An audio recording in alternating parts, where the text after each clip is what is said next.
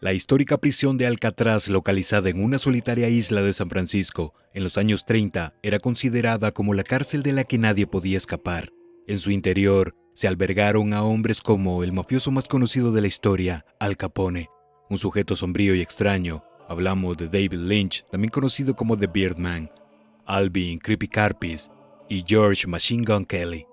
La prisión de máxima seguridad había abierto sus puertas para vigilar a los convictos desde los tiempos de la Guerra Civil, pero sería hasta el inicio y la declaración de guerra en contra del crimen organizado que poco a poco se fue ganando el apelativo de la cárcel más segura a nivel mundial. Por su ubicación y lo que rodea a Alcatraz, hablamos de extensas barras de hierro, torres de vigilancia y aguas profundas. Un escape parecía una misión más que imposible, era algo suicida. Algo que cerca de 40 hombres en diferentes épocas habían intentado sin conseguirlo, pero dicen que siempre hay una primera vez para todo.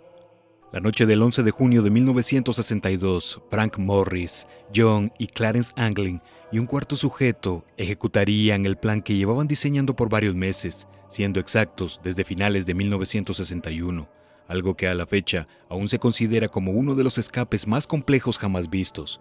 Las primeras horas del día iniciaron de manera habitual. La sorpresa llegaría hasta el momento en que uno de los guardias de la prisión, al ingresar a una de las celdas pertenecientes al bloque B, descubrió un trío de cabezas recostadas sobre las almohadas, fabricadas de yeso, con la piel pintada de color carne y con cabello humano. La alerta fue dada inmediatamente y 3 nombres aparecían ausentes: Frank Morris y los hermanos John y Clarence Anglin. Pero, ¿cómo hicieron para escapar de una prisión que hasta ese momento se consideraba infranqueable? ¿Y en qué momento se sumó un cuarto hombre a la historia? Antes de dar el aviso definitivo de la fuga, en cada una de las camas de los presos fueron colocados maniquíes hechos de papel maché, lo más cercano a la anatomía de los 3 sujetos, dejando a la vista las cabezas de yeso con cabello adherido que habían robado de la barbería. Entre las sombras se dirigieron hasta la parte posterior del bloque B, para dar un corto vistazo que todo estuviese en orden y las prendas que llevaban ocultas, las que se trataban de ropas casuales para no levantar sospechas al momento de abandonar la prisión.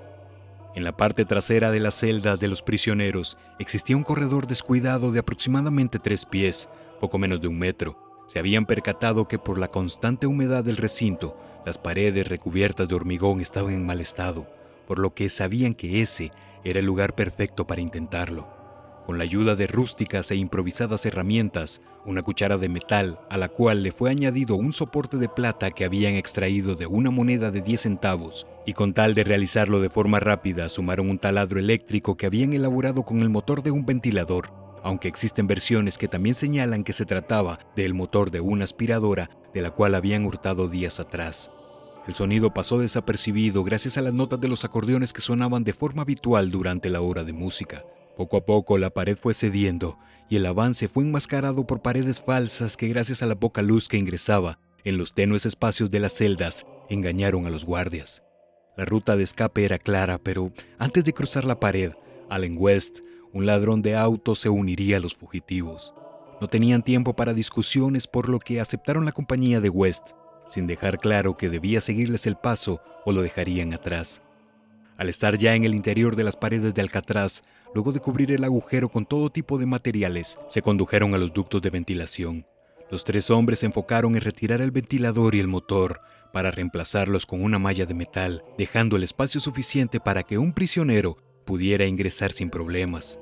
Paso a paso se consumaba lo que buscaban. Se apropiaron de un cable abrasivo de carburo de silicio sustraído de un taller del penal y dieron paso a retirar los remaches de la pesada rejilla, punto en el que, en las declaraciones de West, no pudo continuar junto a Morris y los Anglin.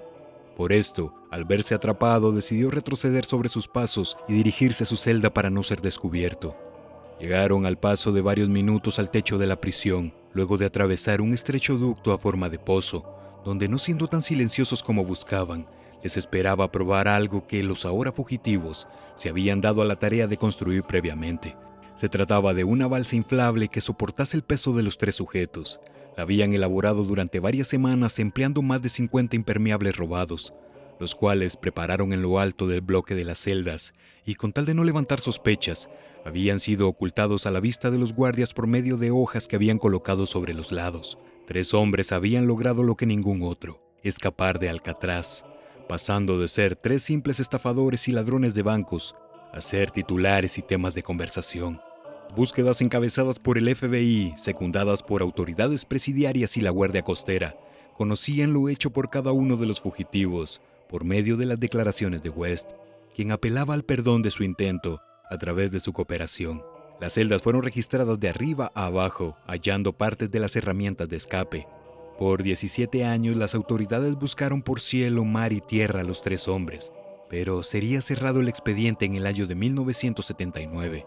La resolución oficial acerca de la fuga plasma que la hipótesis definitiva es que los prisioneros se ahogaron en las frías aguas de la bahía mientras intentaban tocar tierra firme.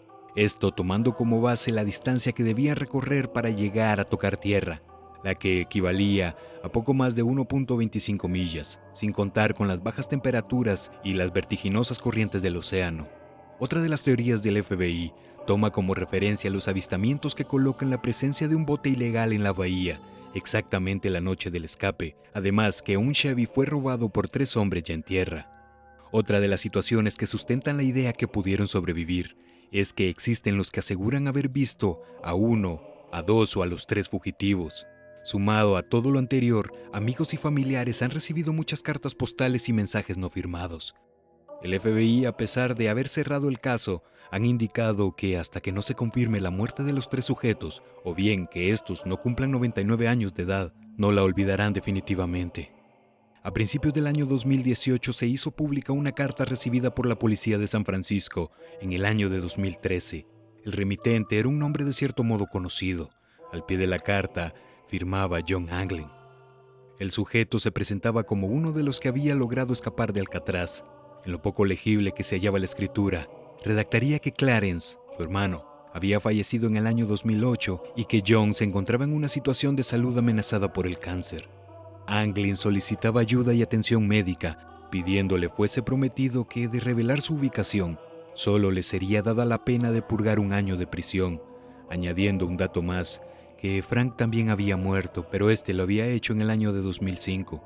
Según la carta, John vivió la mayor parte de su nueva vida en la ciudad de Seattle, en Washington, y pasó cerca de 1 década en Dakota del Norte. En el momento en que la carta fue enviada, aseguraba estar viviendo en el sur de California.